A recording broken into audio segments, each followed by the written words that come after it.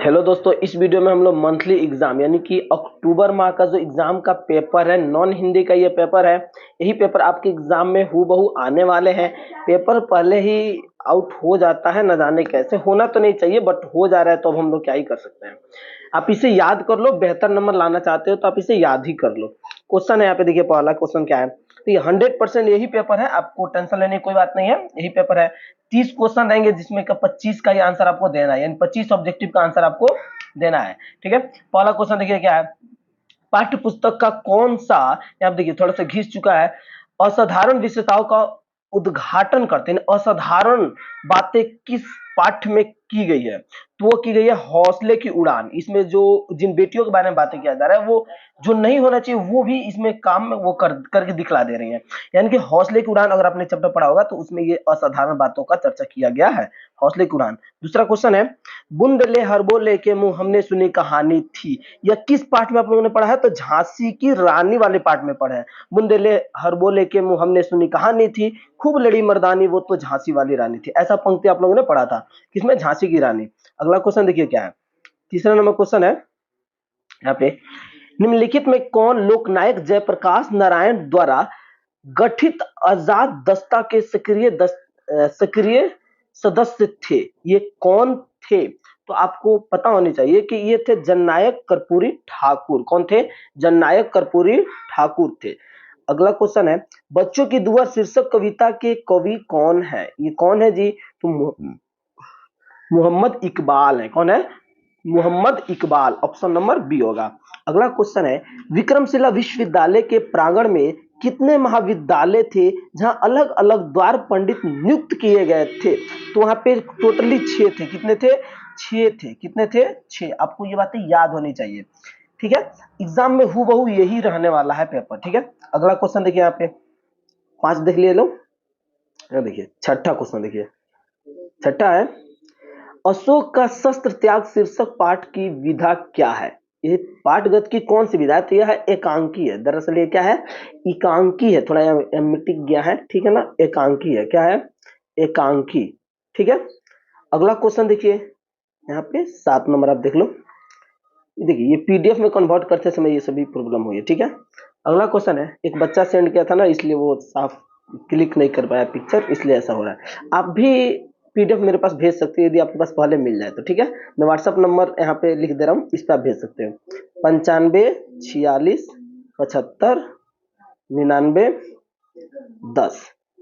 मैं इसे एक टाइपिंग करके दे रहा हूँ। ठीक है, इस नंबर पे आप भेज सकते हो अगर आपको पहले पीडीएफ मिल जाए इस जो भी क्वेश्चन का। ठीक है, अगर आपको पूरा डिटेल में समझना भी है ना, मतलब सभी चैप्टर बाय चैप्टर का, तो आप मेरे व्हाट्सएप ग्रुप से जुड़ सकते हो। इसी नंबर पे हाई लिख करके एसएमएस करोगे, व्हाट्सएप पे आप जुड़ जाओगे। ठीक है, अगला क्वेश्चन देखिए यहाँ पे 7 नंबर, आज आपके भीषण युद्ध के पूर्ण वही, ये कुछ लिखा है थोड़ा सा घिस गया है, सम्राट अशोक से ही किसने कहा, ये किसने कहा था, तो इसका आंसर हो जाएगा, ये कौन थे जी, यहाँ पे भी घिस गया, इसका आंसर हो जाएगा डी हो जाएगा। थोड़ा सा ये मिस्टेक हुआ है, डी हो जाएगा इसका राइट आंसर। ठीक है ना, पद्मा ने कहा था शायद, यहाँ पे पद्मा होना चाहिए, पद्मा होना चाहिए। ठीक है, 8 देखिए क्वेश्चन क्या है। 8 नंबर क्वेश्चन है, प्रतिष्ठित श्रृंगारिका कवि बिहार हिंदी साहित्य के किस किस काल के कवि हैं। ये हमें पता करना है कि ये किस काल के कवि हैं। तो ये है आपके रीति काल के कवि हैं। किस काल के कवि हैं, रीति काल। Option number B. 9 number question है, किसने पूरे कैमूर जिले में एथलेटिक्स प्रतियोगिता में डॉट डॉट और 1600 मीटर की दौड़ का में पहला स्थान प्राप्त किया। थोड़ा सा घिस चुका है, आंसर आप 100% राइट है, आप ये याद कर लेना।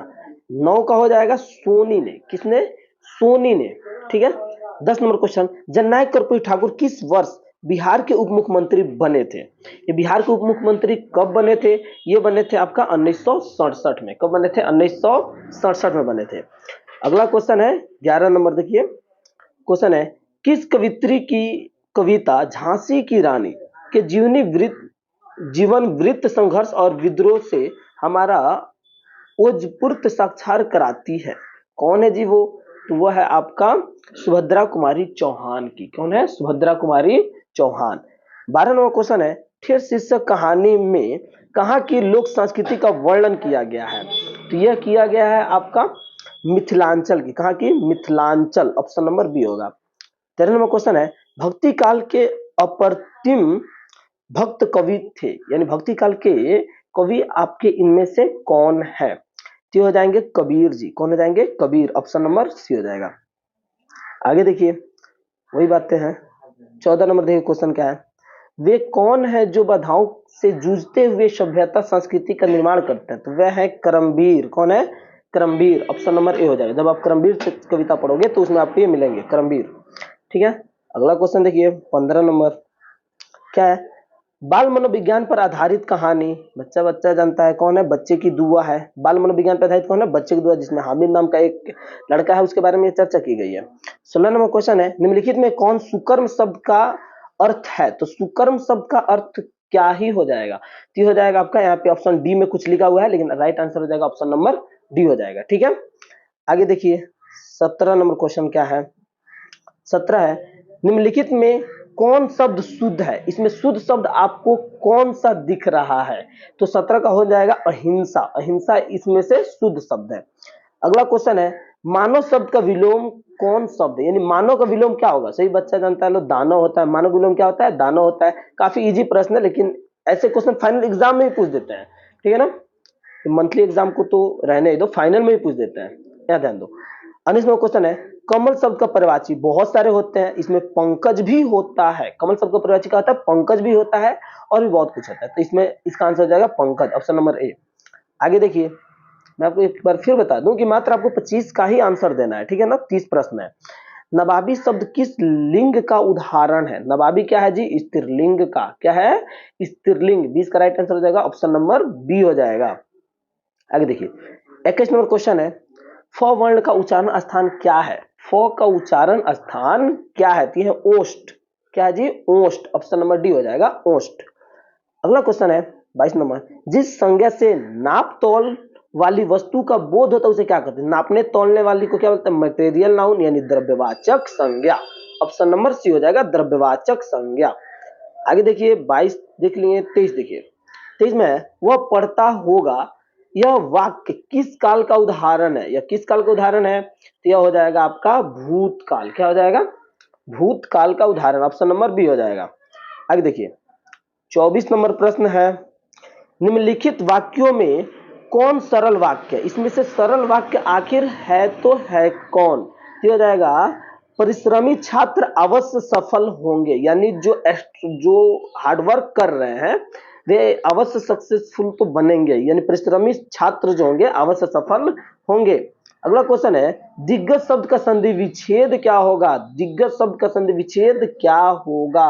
ये हो जाएगा आपका दिक हलंत धन गज, ऑप्शन नंबर ए हो जाएगा। क्या हो जाएगा? ऑप्शन नंबर ए, दिक हलंत धन गज होगा। और ये 19 में पूछा था ये क्वेश्चन। ठीक है, मुझे अच्छे से याद है 19 में ये पूछा था। यहाँ देखिए, यहाँ पे 26 नंबर क्वेश्चन है, वाक्य में जो शब्द काम करने वाले के अर्थ में आते हैं उसे क्या कहते हैं? यानी काम करने वाले शब्द के जो अर्थ में उसे क्या कहेंगे? तो कर्ता कहेंगे। क्या कहेंगे? कर्ता, ऑप्शन नंबर सी हो जाएगा, कर्ता कहेंगे। आगे देखिए 27वां क्वेश्चन है, पेड़ से फल गिरा, यह वाक्य किस कारक का उदाहरण है? किस कारक का उदाहरण है जी?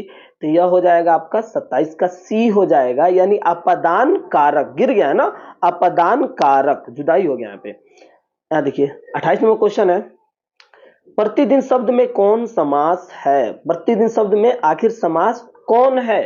तो 28 का आंसर होगा ऑप्शन नंबर ए, अवयवी भाव समास है। क्या है? अवयवी भाव समास है।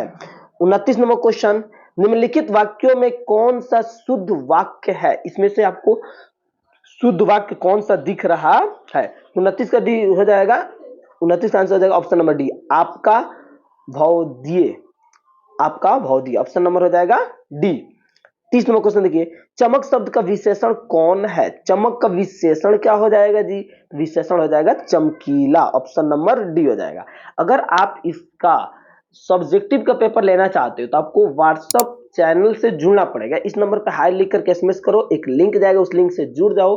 कॉल मत कीजिएगा, बहुत ज्यादा कॉल मैं रिसीव नहीं कर पाता हूँ, इसलिए आप एसएमएस करो, आपको लिंक जाएगा, उस लिंक से जुड़ जाइए। और वीडियो को लाइक कर दीजिए, अपने दोस्तों में शेयर कर दीजिए, वो भी याद करके जाएं और अच्छा से अच्छा नंबर ला सके।